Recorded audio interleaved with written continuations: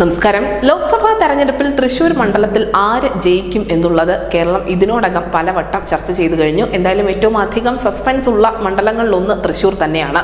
എന്നാൽ ഇപ്പോഴിതാ തൃശൂരിൽ സുരേഷ് ഗോപി ജയിക്കുമെന്ന് കേരള പോലീസിന്റെ സ്പെഷ്യൽ ബ്രാഞ്ച് റിപ്പോർട്ട് എന്നുള്ള അഭ്യൂഹങ്ങൾ പടരുകയാണ്.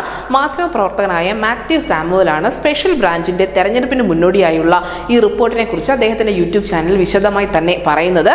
തൃശൂരിൽ BJPയും CPMഉം തമ്മിലാണ് പ്രധാനപ്പെട്ട മത്സരം എന്നുകൂടി അദ്ദേഹം പറയുന്നുണ്ട്. സുരേഷ് ഗോപിയുടെ മേൽക്കൈ തൃശൂരിൽ ശക്തമായി തന്നെ തുടരുകയാണ്.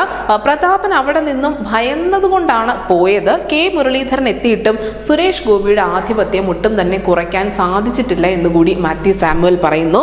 പള്ളി അധികൃതരുമായി താൻ സംസാരിച്ചുവെന്നും രാജ്യത്തിന്റെ വികസനത്തിനും നാടിന്റെ വികസനത്തിനുമൊക്കെ സുരേഷ് ഗോപി നിലകൊള്ളും, അതുകൊണ്ട് തന്നെ തങ്ങളും സുരേഷ് ഗോപിക്കൊപ്പമായിരിക്കും ഇത്തവണ എന്ന് അവർ പറഞ്ഞു എന്നുകൂടി മാത്യു സാമുവൽ പറയുന്നുണ്ട്. തൃശൂർ മാത്രമല്ല, തിരുവനന്തപുരത്തെ കുറിച്ചുള്ള ചില പരാമർശങ്ങൾ കൂടി അദ്ദേഹം നടത്തുന്നുണ്ട്. രാജീവ് ചന്ദ്രശേഖർ ആയിരിക്കും തിരുവനന്തപുരത്ത് വിജയിക്കാൻ പോകുന്നത്. ശശി തരൂർ 3ാം സ്ഥാനത്തേക്ക് പിന്തള്ളപ്പെടും എന്നുകൂടി മാത്യു സാമുവൽ പറയുന്നു. തിരുവനന്തപുരം മണ്ഡലത്തിൽ ശശി തരൂർ 3ാം സ്ഥാനത്തേക്ക് പോകുമെന്ന് പോലീസിന്റെ സ്പെഷ്യൽ ബ്രാഞ്ച് റിപ്പോർട്ട് ഉണ്ട് എന്നും ഇദ്ദേഹം തന്നെയാണ് ആവർത്തിക്കുന്നത്.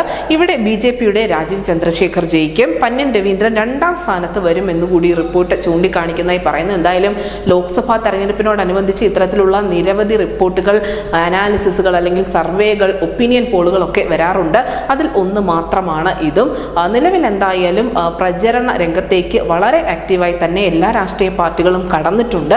ഈ പ്രചരണം തുടങ്ങി ഒരു 1-2 ആഴ്ചയ്ക്ക് ശേഷം മാത്രമേ നമുക്ക് ഏകദേശ ചിത്രമെങ്കിലും തെളിയൂ എന്നുള്ളത് ഒരു യാഥാർത്ഥ്യമാണ്. പക്ഷേ മുൻ വർഷങ്ങളിലെ അവരുടെ പ്രകടനങ്ങൾ അല്ലെങ്കിൽ ആ മണ്ഡലത്തിന്റെ സ്വഭാവമൊക്കെ വെച്ച് ചില അനുമാനങ്ങൾ ഉണ്ടാക്കാമെന്നല്ലാതെ കൃത്യമായ ഒരു പ്രവചനം അല്ലെങ്കിൽ വളരെ പക്വമായ ഒരു പ്രവചനങ്ങളൊന്നും തന്നെ ഇതുവരെയും പുറത്തു വന്നിട്ടില്ല. നിലവിൽ എന്തായാലും മാത്യു സാമുവൽ ഈ തൃശ്ശൂരിനെ കുറിച്ചും തിരുവനന്തപുരത്തെ കുറിച്ചുമാണ് പറയുന്നത്. ഈ 2 ഇടങ്ങളിലും BJP ജയിക്കുമെന്നുകൂടി അദ്ദേഹം പറഞ്ഞു വെക്കുന്നു. News desk Malayalam.